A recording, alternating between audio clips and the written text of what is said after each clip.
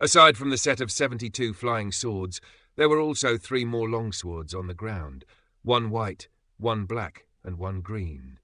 These 3 swords were all immortal treasures, and they were giving off bursts of law power fluctuations. Han Li picked up the white sword to find that while it was very straight, the surface of it was rather bumpy and uneven, indicating that it had been refined using the leg bone of some type of demon beast. With a slash of the sword, it instantly lit up, and gusts of white yin winds began to swirl around it, giving off a bone-chilling glacial aura. Even with Han Li's immensely powerful physical constitution, he couldn't help but shudder slightly.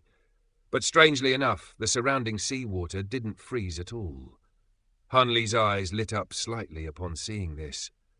It seemed that the law powers imbued within this sword were only effective on physical bodies, so it would be a good weapon to use against other opponents with formidable physical constitutions. After setting the white sword aside, Han Li picked up the black sword, which was inky black in colour and far shorter than the average sword, only around a foot in length. Furthermore, its blade was very thin, and there were some dark green spirit patterns engraved onto it. Han Li gently glided his finger over the blade of the sword, and a gash was sliced into his finger. The gash was black in colour, and the flesh around it began to rapidly necrose while spreading outward. This is some extremely potent poison. Han Li thought to himself as a ball of golden light emerged over his fingertip, and the rate at which the poison was spreading was slowed down significantly, following which the wisp of poison law powers in the gash was slowly forced out.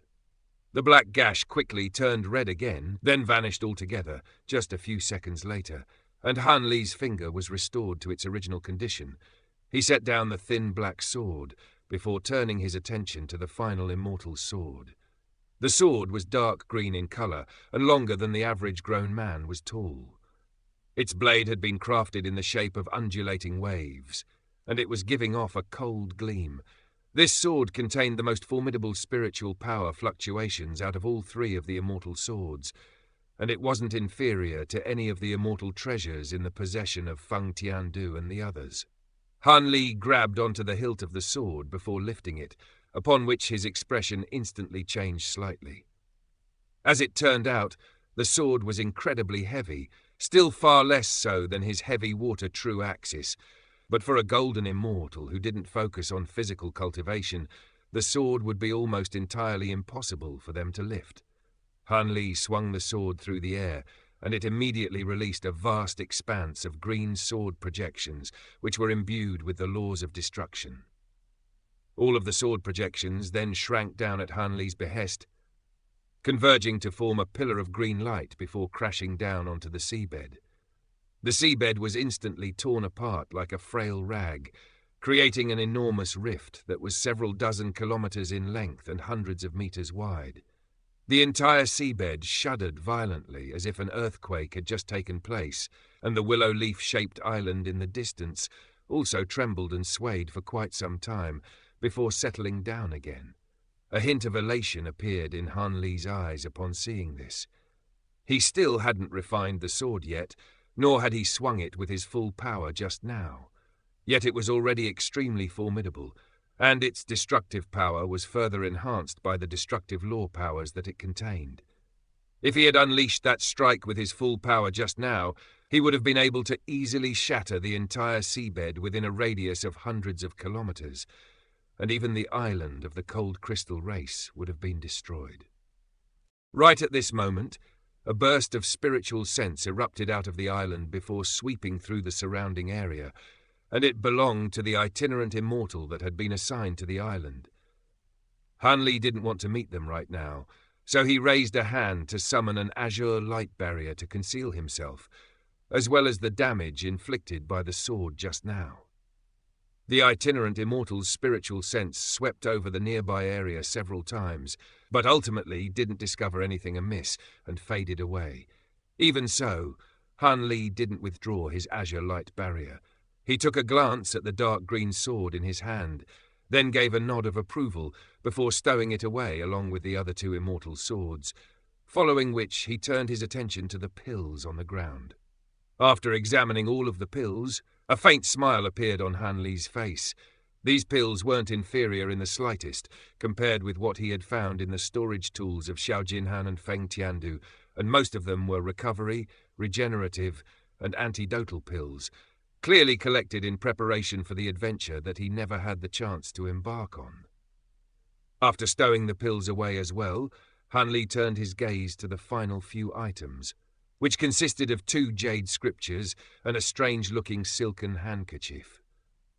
One of the jade scriptures was golden in colour, while the other one was blue, and the latter was a lot thicker than the former. He picked up the golden scripture first, before quickly flipping through it. It contained the Bright Moon Sword Arts, a very advanced sword cultivation art that was supposed to be able to support one's cultivation to the high zenith stage. The sword intent cultivated using this cultivation art was very different from what Han Li was cultivating, but there were still some things in this cultivation that he could reference. After setting the golden scripture down, he picked up the blue one, and this one contained all types of powerful sword techniques, of which there were close to 1,000 in total, and every single one of them was extremely profound. These sword techniques weren't just designed for battle. Instead, there were also some that could allow one to slay inner demons and hone their mental fortitude, among other things. Han Li previously thought that he was quite an expert in swordsmanship and sword techniques, but after seeing this blue scripture, he realized that he had been far too flattering in his self-appraisal. The art of swordsmanship was one that was filled with vast complexities, and his knowledge in this field was still severely lacking. With that in mind, Han Li sat down on the spot and began poring over the jade scripture in a completely enraptured fashion, and it didn't take long before he finished the first half of the scripture. As soon as he moved on to the second half, his eyes immediately lit up. As it turned out, the second half of the scripture contained all types of sword arrays that were even more profound than the sword techniques that had come before them.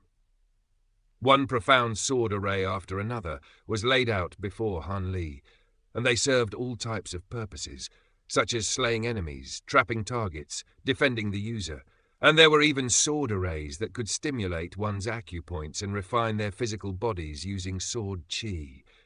It didn't take long before Han Li read through the entire scripture, and an intrigued look appeared on his face at the sight of the final sword array recorded in the scripture. As time passed, the intrigue in his eyes steadily grew more pronounced before eventually transitioning into amazement and elation. Only after a long time had passed did Han Li raise his head with a bright gleam in his eyes. This sword array was called the Great Galactic Sword Array, and it was an extremely complex sword array that drew upon the power of the stars. It had been created by the boundless Taoist over the course of 100,000 years, after extensive observation of the stars in the night sky, and it was her supreme sword array of the boundless sword sect, able to grant the user the power to slay enemies 1 or 2 cultivation ranks above them. It could even be said that all of the sword techniques and sword arrays up to this point in the scripture had been created for this final sword array, which combined everything into one. In order to unleash this sword array, 72 flying swords that were imbued with star power were required, and they had to be of a very high caliber, otherwise they wouldn't be able to bear the enormous power of this sword array. Once the sword array took shape, each of the flying swords would resonate with one of the stars in the sky, allowing them to draw upon their star power. It would appear as if a dazzling galaxy of stars had appeared within the array, simulating the great Tao of heaven and earth. The array was extremely powerful, but it also had very stringent prerequisites that had to be fulfilled, requiring the user to be at least at the high zenith stage while also possessing immense spiritual sense. There was also a simplified version of the array called the Minor Galactic Sword Array that could be unleashed using just 36 flying swords. And this array could be unleashed by late golden immortal cultivators. Of course, it wouldn't be as powerful as the array's complete form, but it would definitely still allow one to sweep through all opponents of the same cultivation base. Han Li slowly exhaled to suppress his excitement. This great galactic sword array was extremely appealing to him. Once one reached the high zenith stage, it would be virtually impossible to slay an enemy of a superior cultivation rank, unless they had extremely formidable immortal treasures or lore powers to assist them. Hence, it was very bold to proclaim that this great galactic sword array could allow one to slay an enemy 1 or 2 cultivation ranks above them. Han Li turned his gaze to the 72 blue flying swords beside him, and he grabbed one of them before gently flicking its blade with his finger. The sword immediately began to quiver like a blue spirit snake while emitting a pleasant ringing sound. It was clear that these flying swords had been refined for the purpose of unleashing the great galactic sword array. But as they currently were, Han Li wasn't confident that they would be powerful enough to withstand the strains of the array. There really was only one way to find out the answer to that question. Even though the scripture stated that only after reaching the late golden immortal stage could one hope to unleash the minor galactic sword array, he possessed far more immortal spiritual power than the average mid-golden immortal cultivator, so there was a chance that he would be able to pull it off. With that in mind, Han Li set down the flying sword in his hand as a contemplative look appeared on his face. By his estimates, even if these swords could be used to unleash the galactic sword array, they would only just barely be up to scratch. If he wanted to unleash the great galactic sword array in its full glory, then he would have to refine another set of flying swords that were imbued with star power. His azure bamboo cloud swarm swords also came in a set of 72, and they were far more powerful than these flying swords. Even though they didn't contain any star power, it wasn't impossible to change that. There were many profound sword-nurturing techniques recorded in the scripture, and one of them was the Star Spirit Gathering Array, which allowed one to refine their flying swords using star power. This secret technique could draw upon star power to eradicate the impurities within flying swords, thereby elevating their quality, and flying swords refined using this secret technique would slowly be infused with star power. Some annotations had been made in the scripture after this secret technique, so Han Li presumed that these flying swords had most likely been refined using this technique. Having said that, he had no idea what effect this was going to have on his azure bamboo cloud swarm swords. On top of that, following this trip into the infernal frost immortal manor, he was currently only able to wield 3 of his azure bamboo cloud swarm swords at once, and it seemed that 36 swords was far out of reach, let alone 72. With that in mind, Han Li shook his head with a wry smile.